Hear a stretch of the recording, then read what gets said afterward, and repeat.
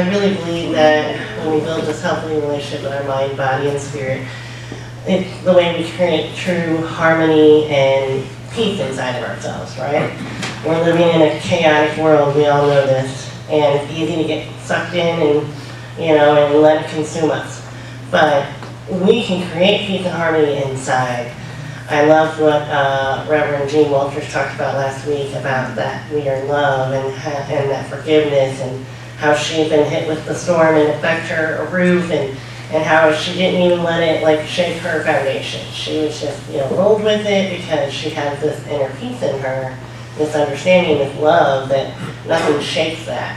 And I really believe for us to have that, we have to have these healthy relationships with our mind, our body, and our spirit. These are the three main ingredients to the human experience. When we're born, we don't come with a manual.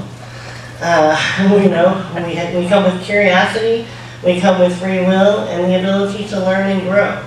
And we just get thrown out into the world, literally thrown out of our mothers. And here you go.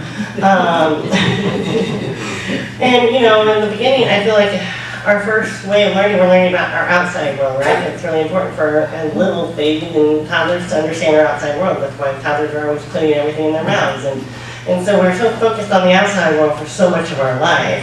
And we go to school and we go to health class, and they teach us about our organs and cells and all this science stuff about our bodies, but they leave a lot of things out. A lot. And so we aren't really taught a whole lot about our inner beings. And so we're just so focused on this outside world, and we got all this chaos and stress going on, and we're just trying to get by. We're in survival mode. But once we recognize that this is an inner job, we talk about it a lot here, this is an inside job, so then we have to start learning about our inside world, so our mind, our body, our spirit. So, the mind obviously is direct connected to the brain. It takes on the higher level cognitive functions, reasoning, morality, understanding.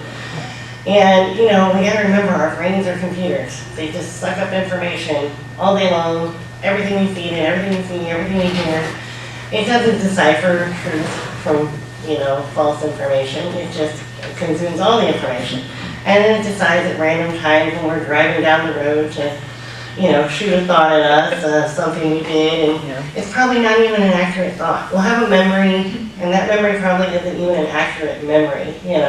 My daughter was studying psychology, and she came home and talked about memories and how easy it is for our memories after something happens to not be accurate. And the more you believe a memory is accurate, the more likely it isn't. And so I thought that really opened my mind up, because how many times do we go, I swear that's how it happened. I swear that's how it happened. You can't tell me different. I remember. We get so confident that our brains know what they're talking about. We are so easy to let our brains run the show. We become victims to our brains. Well, this is what my brain tells me. I'm not good enough. I can't do this thing. I'm not smart enough. I'm not healthy enough. All these things, all these lies that our brain, and we're just going along with it, at least I was, for a very long time. I'm good in school, I love to learn, I was a gifted kid, and I just thought my brain was this awesome thing, so I gotta let it run the show. It knows a lot, and I lived a very chaotic life, a lot of love around me and everything, not bad things necessarily, but chaos, never really feeling at peace, never having a harmony inside. Because brain was running everything. I was totally ignoring the body, and I completely disconnected from spirit. I had bad experiences with religion growing up, and so I just decided I was teetering between atheist and agnostic, because I couldn't 100% say there wasn't something. I'm a sci-fi girl. I believe in all kinds of crazy, stuff in the universe. So, but I let go of any idea of a spirit, a soul. I just wasn't connected to that. And, I tried to make a good life, and I had a lot of good things in my life, but never peace or harmony or just balance. And so I think it's so important for us to realize that, yes, our mind is a beautiful tool, and it helps us be creative, and it gives us amazing ideas, but we have to learn to cipher through that. And we have to create a nice balance with our relationship with our mind. We have to know that we are in control of our mind. If our mind gives us a thought that we know is not true, we can say, no mind, we're not going there. I talk a lot about how I talk to myself in my car. Well, I get crazy thoughts in the car. It's like when I'm on a long drive, something will trigger something and then I spiral. And so I can either let that spiral go, or I can say, whoa, whoa, whoa. Literally out loud. No, I'm not thinking that way. That is not correct. We are not having this conversation. And I put my brain in check. I still respect my brain, I still love my mind, I love what it gives me, but I also know it's not running the show. Yeah. So I try to develop a relationship with my mind that has boundaries. When I was thinking about this, we always talk about how hard relationships are with others, right? With friends, a family, a loved one, and how we have to focus and put time and effort and, really give it attention. It's so important for a relationship. And it's just equally as important for our relationship with our mind, And so we have to give it time, we have to give it effort. We have to recognize when it's telling us those false truths, and we have to shut it down and say, no, that's not right. This is what's right. I know what's right. I know what's true. So that's where I like to start with the mind, right? And then she already started us off, Vanessa, on the body. And I love that because I was thinking today about how we probably treat our bodies the worst. Like, I don't think there's a single person in this room that hasn't had a day where you didn't like something about your body, right? I mean, we started very young. Very young, we start saying, I was tall at a young age, and I did not like that at all. Because it made me stand out. Everybody sees me for being so tall. I didn't like how long my legs were. These are weird. Why can't I be normal size? We all do this when we're little, like we start developing these bad thoughts about our bodies, and we're not like our body's different than this person. Well, of course it is. None of us are the same. We're not supposed to have the same bodies, right? But we just develop this thought process, and then we don't listen to our bodies. We get mad at our bodies when they don't feel right, or when they don't let us achieve that goal. We're trying to exercise, and we ain't getting that thing we want to do. We're just like, this body, man. How many times do we talk about we want to trade our body in for a new model? So I hear that one a lot. So we don't have a lot of love for our body. And that's a shame, because like Vanessa pointed out, our bodies do a lot for us. I read this great book, and I've mentioned it before, Mind Hacking Happiness. I highly recommend it. He talked in there about our body consciousness, that we don't just have one consciousness. We have several, and our body has its own consciousness. And our body will know things before our mind will.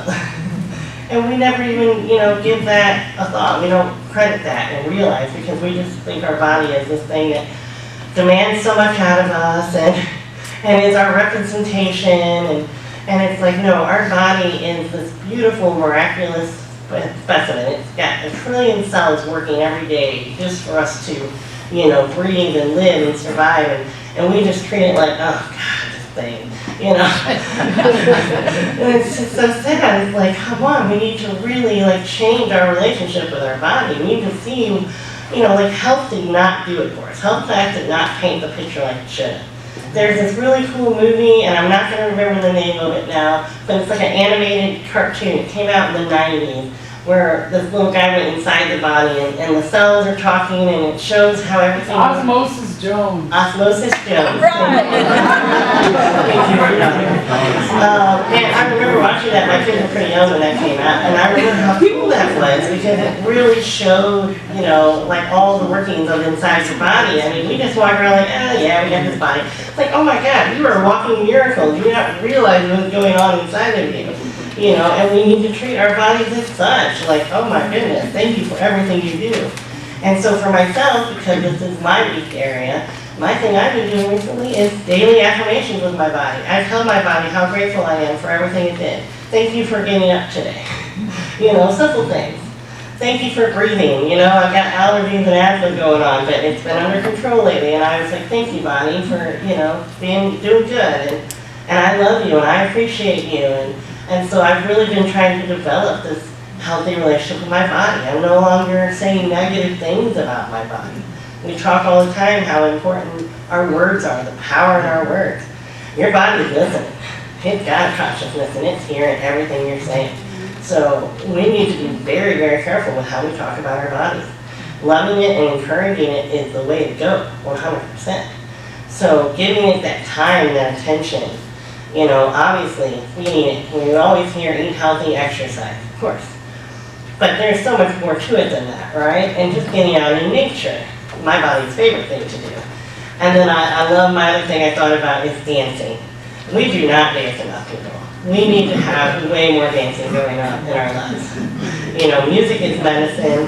When we let our bodies move to music, you know, how can you be in a bad mood when you're dancing? You can't. You can't. I challenge you to be in a bad mood while you're dancing. Just feeling your body movement. Mary Frances, friend of Reverend Kay, she did the retreat last year, which if you go on the retreat, I believe she's doing it this year too, about movement and motion and how healing it is for our bodies. And so I have always loved dancing. Since I was wee little, I would be dancing all over the house. And I still do. I dance by myself all the time because it feels good. It makes me feel good. Just like singing. I sing all the time. I'm not a good singer. I'm not a professional dancer, but it makes me feel good. You know, so singing, dancing, these are things you can do for your body that will make it happy. You know, so form that, you know, loving relationship with your body. And then, you know, we come to spirit, and we do a lot of developing and connecting to spirit here, and I love that because my spirit connection has grown immensely since coming to the MSCs. And that's why I get my messages. That's why I get these, you know, things I'm supposed to share with you guys. It's because I finally opened up to spirit, and I'm letting spirit be louder. That was the thing I really wanted to say about our relationship with spirit. We need to let spirit be louder. We need to quiet mind, we need to quiet body, and we need to let spirit sing.